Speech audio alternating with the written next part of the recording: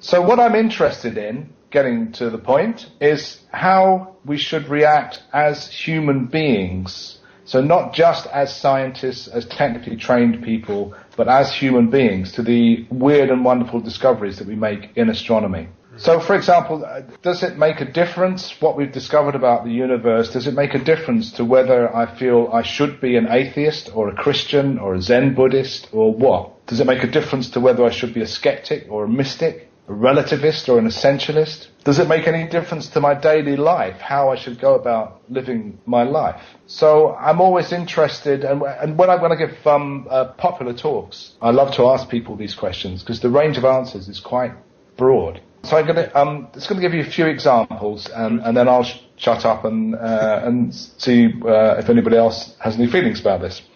So I'm going to divide this into three parts. I'm going to talk about insignificance, I'm going to talk about beauty and meaning, and thirdly, whether or not we are alone. Okay, so let's take the first one of those, insignificance. So I think most people know that the universe is a pretty big place. It is really very, very big. So as Douglas Adams famously said in Hitchhiker's Guide to the Galaxy, you may think it's a long way to the chemist, but the universe is really, really big. It's incredibly big. It's very hard to grasp, and we can write down lots of zeros. The classic way we do this, if we're trying to give popular talks or teach students, is to do it in steps. So you can say that the sun is 100 times bigger than the Earth, that the distance to the nearest star is about 7,000 times more than the distance to Pluto. I mean, you can go through steps like that, but after a few of those steps, you're still already getting dizzy. It's a huge number. It's very hard to take in. Now that's quite well known, I think. Perhaps not so well known is that the universe, or the things in the universe, are also unbelievably violent. The amount of power coming out of astronomical objects is very hard to get your head round. And even the sun, let alone my favourite powerful quasars and so on. So we think an atomic bomb is pretty impressive, a huge bang. But the power coming out of the sun is something like 10 billion atomic bombs going off every second. And that's just the sun. It's just very hard to get your head round. Thirdly, and perhaps worst, we're not in the center of anything. We're just kind of boringly typical. We've been fooled twice because, in history we used to think we were the center of the solar system, and then we thought we were the center of the Milky Way, but we're not. We're just in some random place. So we're lost in space, and we're in some kind of boring suburb somewhere. If I talk about this in Edinburgh, I typically say it's like being in Oxgangs, and then people who live in Oxgangs get cross with me. But anyway, how do we react to this? Do we feel that we're proud to be inside this vast and wonderful universe, and therefore we go about our life happier? Or do we just feel feeble, lost, puny, pointless, and that makes it harder to carry on? So just hold that thought, and we'll just the two other examples now. So beauty and meaning. I'm going to contrast two typical astronomical pictures. So the first one, if you can imagine it, is a picture of a random star field, and it's mostly black, but scattered all over it there are little points of light, which are of course distant stars.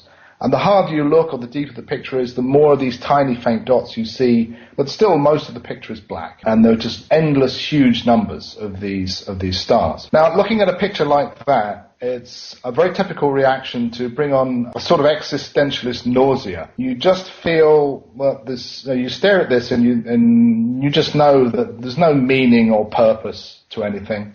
There's just endless stuff. And it's almost as if you can feel the wind blowing through your head. Right? It's just, as I say, this existentialist kind of emptiness. Right, so that's picture number one. Picture number two, imagine a picture of the Trifid Nebula, or some beautiful spiral galaxy, or perhaps, the Orion Nebula, or something like that. A lot of astronomical pictures, the sort of thing that's in all the coffee table books. You see structure, you see colors, you see patterns, and they're just very beautiful. People love these pictures. So a typical reaction looking at things like this is to feel a sense of beauty, a sense of awe, of wonderment. And very often people are moved by such pictures. So then, a contrasting image to the previous existentialist nausea stuff, sometimes when people look at these pictures, there's a feeling that it kind of can't be a coincidence that it moves us so much. And a lot of people think, well, now I've got some kind of connection with this. Okay? Now, at one extreme, it can encourage people's religious feelings and, the face of God and all that sort of thing. But even without going that far, it can encourage a kind of more general sort of mystical feeling, some kind of feeling of connection. So which of those two is a correct reaction to the universe as a human being? The existentialist nausea or the feeling of beauty and connection? All right, final thing. So is there life elsewhere, and what difference does this make? So far, the thing we know is that nobody's come to visit us. I mean, despite what some UFO seekers believe, of course, nobody's come. And so far, we haven't found any life elsewhere. We haven't found life on Mars. We tried very hard, but we didn't. We're thinking maybe there might be some primitive life under the ice on Europa, but we don't know yet, and it's unlikely to be anything other than extremely primitive. But it's still worth carrying on looking. And of course, the fashionable thing now is to look further out into the universe. And you may have heard of the Drake equation, this calculation of how much intelligent life there should be in the universe. First of all, you say, how many stars have planets? What fraction of stars have got planets around them? And of those planets, how many of them are capable of supporting life? And of that fraction, what fraction actually did begin life? And of that life that formed, what fraction of it developed into intelligent life? How long does that life last? Do civilizations blow up after 1,000 years, or do they go on for millions of years, etc.? So the Drake equation's been around for a long time. So one of the most exciting things over the last 10 or 20 years is the first step of that equation has finally become a real scientific topic, not just a kind of pub discussion topic. So we know now that there are planets around other stars. We've got ways of finding them, and we know of hundreds of planets. It's very normal to have planets around other stars. So there's a long way to go, but we're creeping along.